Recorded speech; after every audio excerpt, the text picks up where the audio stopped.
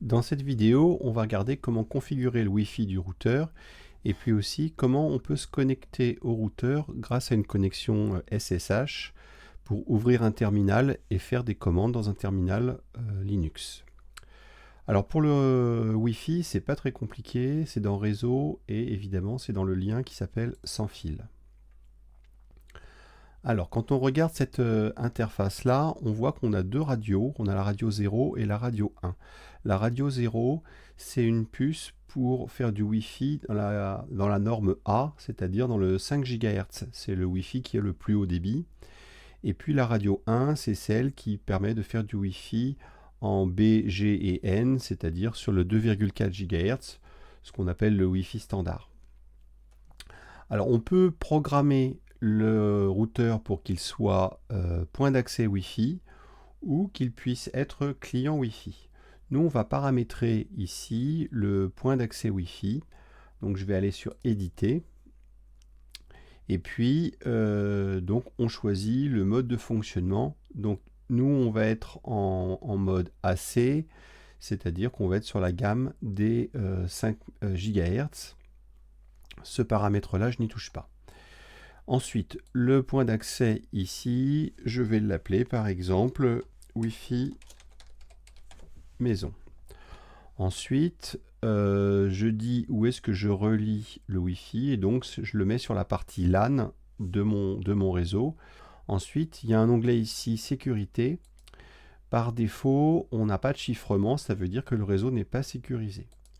Donc on a plusieurs options de sécurisation, de la plus forte à la plus faible.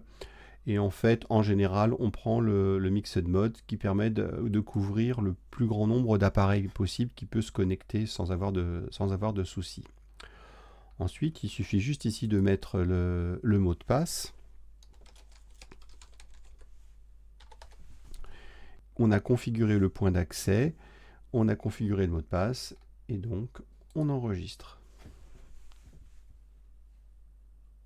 Alors on voit que j'ai 3 modifications en attente.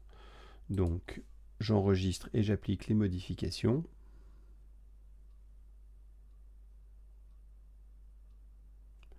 Et on voit maintenant qu'on a un point d'accès qui s'appellera Wi-Fi maison. Et pour l'instant, il est désactivé. Donc si je veux activer, je clique ici. Voilà, le Wi-Fi est actif.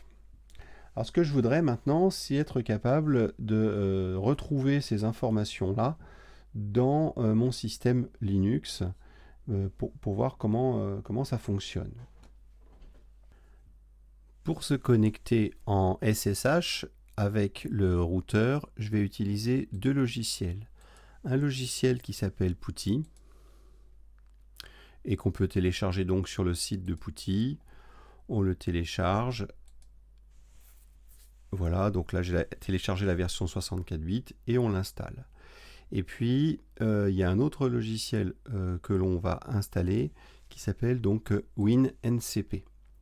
Donc même chose, on l'installe et puis on le télécharge, on l'installe et il n'y a pas de problème. Donc c'est ici et ça se télécharge et ça s'installe. Une fois que c'est installé, hein, là je vous passe les opérations d'installation. On se retrouve avec l'icône WinNCP et l'icône PuTTY sur le bureau. Alors WinNCP, c'est conçu comme étant un client FTP, c'est-à-dire qu'il va pouvoir faire FTP, ça veut dire File Transfer Protocol, et donc qui est donc, comme son nom l'indique, un protocole pour transférer des fichiers. On va voir un petit peu ensemble comment ça fonctionne. Donc pour paramétrer correctement ça avec notre routeur, ici il faut choisir l'option SCP, le protocole de fichier SCP.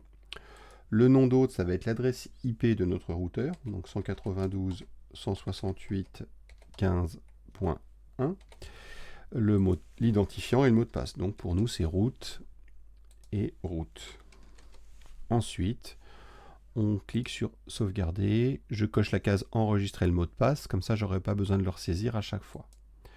Une fois que c'est fait, je me connecte. Alors, qu'est-ce qu'il y a dans cette fenêtre? Dans la partie gauche, on a l'arborescence de notre système Linux, donc l'arborescence du routeur. Et ici, j'ai l'accès au disque dur de mon ordinateur. Et l'intérêt, c'est que je vais pouvoir faire des glissés, déplacés d'un côté comme de l'autre. Donc je vais pouvoir mettre un fichier qui vient de mon ordinateur sur le routeur ou réciproquement. Alors, dans l'arborescence, il y a ici, quand je clique sur la maison ici, j'arrive dans le Home, et donc c'est le répertoire route, c'est le répertoire de l'utilisateur. Donc là, j'ai rien fait sous route, donc il est complètement vide.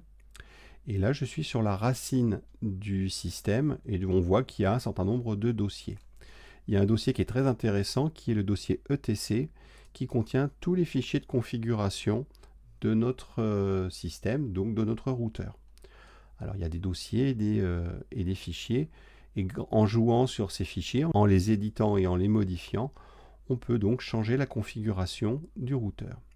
Si je vais dans le dossier config, on voit que j'ai un fichier qui s'appelle wireless, qui correspond donc à la configuration du sans fil, celle que l'on vient de modifier. Je double-clique dessus et ça me permet de l'éditer. Effectivement, on voit qu'il y a ce qui relève de la radio et puis après ce qui relève des interfaces, et on retrouve notre point d'accès Wi-Fi maison, et on a même le mot de passe que j'ai saisi qui était donc Tourelle 95. On voit que la deuxième interface n'a pas été paramétrée, elle est restée sur OpenWRT et elle n'a pas d'encryption.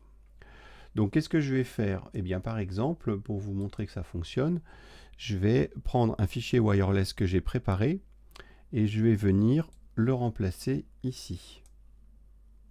Il me demande si je veux confirmer la modification. Je vais donc faire oui. Quelles sont les modifications que j'apporte dans ce nouveau fichier wireless? Quand je clique dessus, je vois que les choses n'ont pas fondamentalement changé. Ce qu'on peut seulement remarquer, c'est que le point d'accès ici, il s'appelle AP maison et non plus Wi-Fi maison. Si je reviens dans mon interface ici, je vais désactiver mon Wi-Fi, puis le réactiver pour voir si ma configuration est prise en compte. On voit que ça a été pris en compte puisque maintenant mon point d'accès s'appelle AP maison et je peux donc réactiver mon Wi-Fi. Donc ce qu'on peut faire directement maintenant quand je suis ici, c'est par exemple créer un autre point d'accès pour l'autre Wi-Fi. Donc par exemple ici, le point d'accès, je vais l'appeler truc, et puis je vais récupérer le mode d'encryption ici, donc c'est du PSK-mixed. Hop, je le copie, je le colle, et je vais donc rajouter l'option key, qui est donc le mot de passe. Donc ça, je peux le mettre où je veux, je vais le mettre à la fin, et je vais changer le mot de passe, ici par exemple.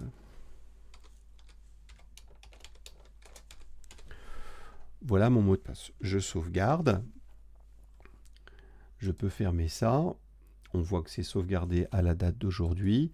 Et donc, quand je vais désactiver puis réactiver ce point d'accès là, on va voir s'il a pris la configuration que j'ai mise.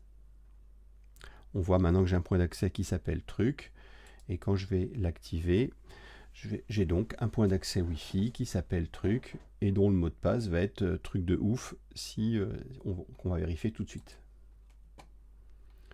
Si je vais dans la partie sécurité, j'ai le mot de passe et mon mot de passe, c'est bien celui que j'ai saisi. Quel est l'intérêt de ça? C'est que ça va me permettre, si par exemple j'ai plusieurs points d'accès à configurer de la même manière, plutôt que de me connecter à chacun des routeurs et puis d'aller dans la page web et de paramétrer tout à la main, je vais pouvoir simplement créer un nouveau fichier wireless, je me connecte en SSH et je n'ai qu'à copier-coller le fichier wireless que j'aurais préparé sur un ordinateur maître. Et ça, c'est très pratique. C'est pareil pour des scripts, je peux préparer des scripts sur mon ordinateur de bureau, les faire glisser dans mon Linux et lancer ces scripts de manière à automatiser un certain nombre de démarches. ce qui rend l'utilisation et l'administration de ces routeurs très performantes. Voilà pour cette présentation des routeurs avec OpenWRT. Quand on est dans WinNCP, il y a une icône qui est très intéressante ici, qui permet d'ouvrir directement une console PuTTY. Donc je clique dessus, ça me connecte donc en tant qu'utilisateur root et ça me demande le mot de passe. Alors comme j'ai la flemme de saisir le mot de passe, je vais faire une petite modification dans WinNCP, dans Options, Préférences et Applications. Je vais cocher se souvenir du mot de passe de la session et le passer à PuTTY. Comme ça, j'aurai pas besoin de saisir le mot de passe. Ça, c'est à faire une seule fois, une fois qu'on a installé WinNCP. Donc je clique là-dessus, ça ouvre la console et là, ça m'a, entre guillemets, auto-logué. Alors par exemple, je me retrouve dans une console et là, je peux faire exactement tout ce que je sais faire avec Linux. Donc par exemple, je peux lister mes dossiers. Alors, il n'y a rien. Pourquoi? Parce que je suis dans le dossier root actuellement. Donc si je fais cd ... j'arrive sur la racine, et si je fais ls, je vois les différents dossiers qui sont présents sur mon arborescence. Très souvent dans les tutos, on vous demande d'éditer un fichier, et donc on utilise l'éditeur nano.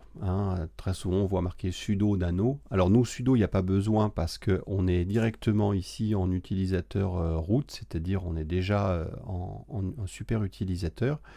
Mais si par exemple je tape la commande nano, il me dit que nano n'existe pas. Tout simplement parce que le package n'a pas été installé.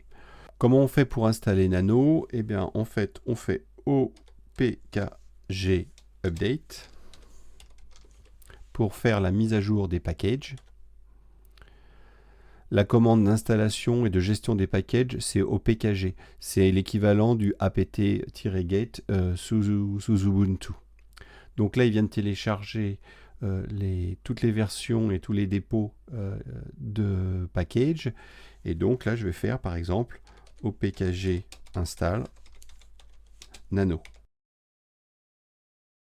Il télécharge le package, il l'installe et c'est fait. Donc, ce qui fait que si maintenant je fais nano, je me retrouve dans l'éditeur. Dans l'éditeur nano, pour sortir, c'est CTRL-X sur le clavier. Voilà, donc si je veux par exemple rééditer mon fichier qui était mon fichier de configuration du sans fil, voilà, c'est ça. Alors il y a un truc qui est très sympa, c'est que pour connaître le chemin, il faut que j'aille dans /etc/config puis après wireless. Quand je suis dans WinNCP, je peux dans le nom de fichier copier dans le presse-papier avec le chemin. Donc quand je viens dans ma console ici, je vais faire nano, et puis espace, et là pour faire le coller, il suffit juste de faire un clic droit sur la souris, et ça colle ce qu'il y avait donc dans la mémoire du copier-coller. Et donc là, ça me lance l'éditeur avec donc ce qu'on avait déjà ce qu'on avait déjà vu tout à l'heure dans l'édition. Et je peux donc, à l'aide de mon curseur, alors c'est très rudimentaire comme éditeur, on retrouve les différents paramètres que j'avais modifiés précédemment. On fait les modifications s'il y a besoin, et après on fait donc CTRL-X pour sortir. S'il y a une sauvegarde à faire, il nous demande de confirmer la sauvegarde, et puis ça fonctionne. Donc je dirais que la console, c'est très sympa si on a des lignes de commande à faire. On se rend compte que pour éditer un fichier, c'est quand même beaucoup plus simple d'être dans WinNCP, double-cliquer sur le nom du fichier, parce que déjà, on a une vision de l'arborescence ici qui est graphique. Malgré tout, depuis la console, on peut retrouver et faire la même chose. Donc voilà pour cette présentation de OpenWRT et du routeur qui tourne sous ce système Linux.